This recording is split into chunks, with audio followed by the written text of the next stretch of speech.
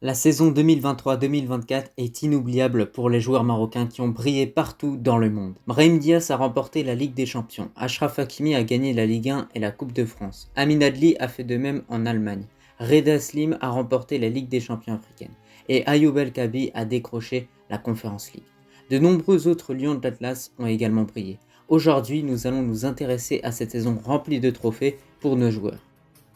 Juste avant qu'on commence avec cette vidéo, si ce n'est pas fait, je t'invite à t'abonner, à liker et à commenter cette vidéo et un très grand merci à l'ensemble des personnes qui feront ça. Premièrement, un petit mot sur la Ligue des Champions que Brahim Diaz a gagné. Alors c'est dommage bien évidemment que le Marocain n'ait pas pu effectuer 2 minutes au cours de cette finale de Ligue des Champions, mais j'ai envie de vous dire que ce qui compte, c'est le résultat, à savoir le trophée. Le Marocain a décroché ce trophée. Encore une fois, le Maroc se retrouve sur le toit de l'Europe grâce à Brahim Diaz qui nous représente. Alors il faut savoir que ce joueur-là, bien évidemment, a apporté sa pierre à l'édifice dans cette réussite, tout simplement parce qu'il a pu prendre part à plusieurs matchs de Ligue des Champions, notamment avec cette grosse prestation qu'il a pu réaliser face à Leipzig en Allemagne où il a inscrit un solo goal juste incroyable, donc un but en solo où il a dribblé la moitié de la défense de Leipzig avant d'envoyer une superbe enroulée. Donc clairement lui aussi a vraiment apporté sa contribution bien évidemment à cette Ligue des Champions et donc on ne peut qu'être heureux de le voir bien évidemment décrocher ce trophée. D'ailleurs ce match de Brahim Diaz face à Leipzig c'était vraiment une masterclass, le Marocain était vraiment exceptionnel. Alors il faut savoir que durant cette saison de Ligue des Champions, en 9 matchs, Brahim Diaz a inscrit 2 buts et a délivré une passe décisive, donc en tout cas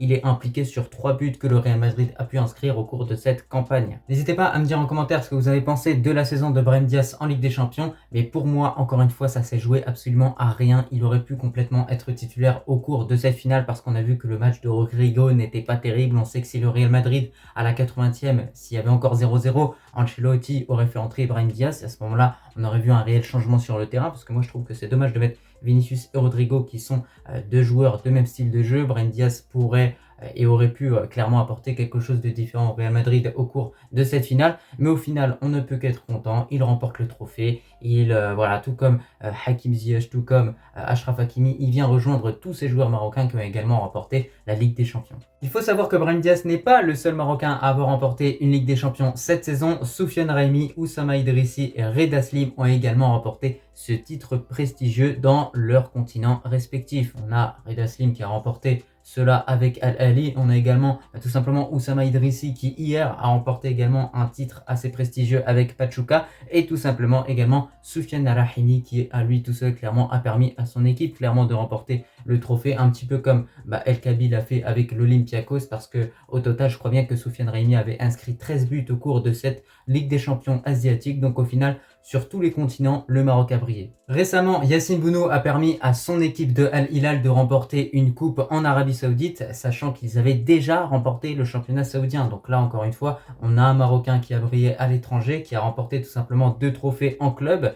Voilà, c'est grâce à lui notamment que cette équipe de Al Hilal s'est montrée extrêmement solide. Il a clairement enchaîné les clean sheets avec cette équipe-là, notamment parce qu'il forme une très bonne association, notamment avec le Sénégalais Koulibaly, et qu'ils arrivent à être solides. Donc voilà, on a un Yassine Bounou qui va également arriver en forme, qui va arriver avec beaucoup de confiance, notamment pour ce rassemblement à venir. D'ailleurs, concernant le dernier titre que Yassine Bounou a remporté, c'est en très grande partie grâce à lui que son équipe a remporté ce trophée, tout simplement parce que au cours de la séance de tir au but, il a su sortir les pénaltys qu'il fallait pour au final permettre à Al Hilal de décrocher ce nouveau titre. Ensuite, on a Achraf Hakimi et Amin Adli qui ont tous les deux remporté la coupe qui se dispute dans le pays dans lequel ils évoluent et également le championnat. Voilà, Achraf Hakimi a remporté la Ligue 1, on a de l'autre côté Amin Adli qui a remporté la Bundesliga et tous les deux ont remporté les coupes qui sont mises en jeu dans le pays dans lequel ils évoluent, à savoir la DFB Pokal pour Amin Adli et de l'autre côté pour Achraf Hakimi, la Coupe de France. De plus, ce qui est intéressant avec Achraf Hakimi et Amin Adli, c'est que ces deux joueurs ont vraiment joué un rôle décisif et crucial dans leurs équipes, tout simplement parce que Achraf Hakimi a donné beaucoup de passes décisives avec le PSG, a également marqué quelques buts décisifs. De l'autre côté, Amin Adli, on avait l'impression que tous les week-ends, il faisait que marquer. Avec cette équipe du Bayer Leverkusen, ils ont réussi à remporter le championnat d'Allemagne en étant invincible. C'est tout simplement un exploit qu'il a pu tout simplement accomplir, un exploit qui va clairement rester dans les annales et qui est quand même quelque chose d'assez exceptionnel. Donc voilà, on est content que ces deux joueurs aient pu vraiment participer à ces deux réussites. Ismaël Saibari et Hakim Ziyech ont également remporté leur championnat dans leur club. Donc voilà, Ziyech a remporté le championnat turc haut la main et de l'autre côté, c'est également le même cas de figure pour Saibari avec le PSV. Donc voilà, Sans oublier forcément que Brahim Diaz a remporté la Liga avec le Real Madrid, mais également la Super Coupe d'Espagne. Voilà, j'ai oublié de le dire au début, mais lui aussi, il a quasiment gagné tous les trophées qui étaient en jeu du côté du Real Madrid. Enfin, en inscrivant 16 buts, El Kaabi a permis à son équipe de l'Olympiakos de remporter la Conference League, un titre qui est tout simplement historique pour ce club grec, et c'est clairement uniquement grâce à El Kaabi qu'ils ont vraiment remporté ce trophée-là, parce qu'il a inscrit 5 buts en demi-finale, mais également le but qui a tout simplement offert le trophée, à savoir à la 116e minute, lors de la finale qui se disputait face à la Fiorentina. Pour finir, Amrabat a remporté la Coupe d'Angleterre en livrant une prestation XXL et tout simplement une masterclass où il a clairement mangé le milieu de terrain de Manchester City. Donc on est content pour Amrabat qui a vraiment vécu une saison 2023-2024 très compliquée en club. Du côté de l'équipe nationale, c'était également compliqué. Durant la CAN, il n'a pas toujours été au top. Donc là, on espère notamment pour le rassemblement qui va arriver qu'on va avoir un Amrabat qui va arriver plus en forme, qui va réussir à s'affirmer de plus en plus en tant que titulaire du côté de Manchester United. Mais en tout cas, j'ai pu suivre son match en finale face à Manchester City.